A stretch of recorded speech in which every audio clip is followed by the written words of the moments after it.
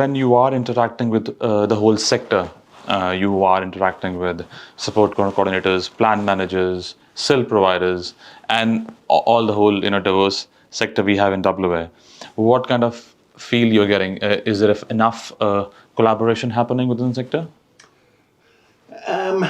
Look, it's not. There is a reasonable amount of collaboration happening within their own lane. So SIL providers are very much talking to other SIL providers, and they're very well connected in that regard. But they're not terribly well connected with the other channels in the NDIS space.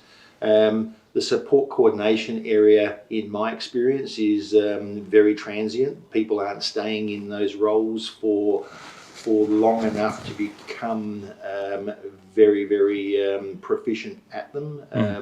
It's also impacting on the participants as well when they've got people that are looking after them changing over dramatically. As an SDA provider and a developer of product, we very much focused on our own lane in terms of the product that we're delivering.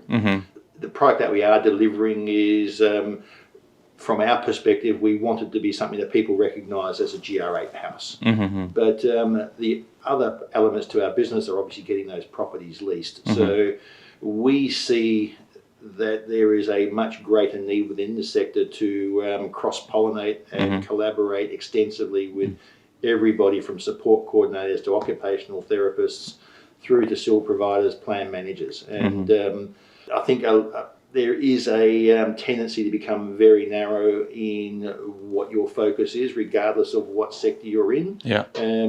I think that needs to change. Yes, definitely does. There's some gaps there.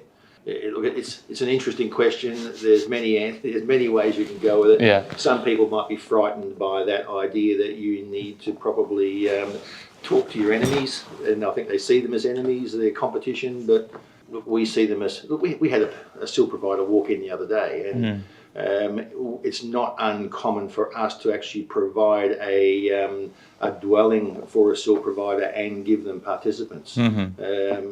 To help them build their business so that we can actually rely on them to help them build our business when we need that as well. It's a pretty simple concept. So I think that's the whole crux of it. Some people would think this as a competition, and some people would think that as a journey towards improving outcomes for NDIS participants or people with disabilities. Yeah, exactly.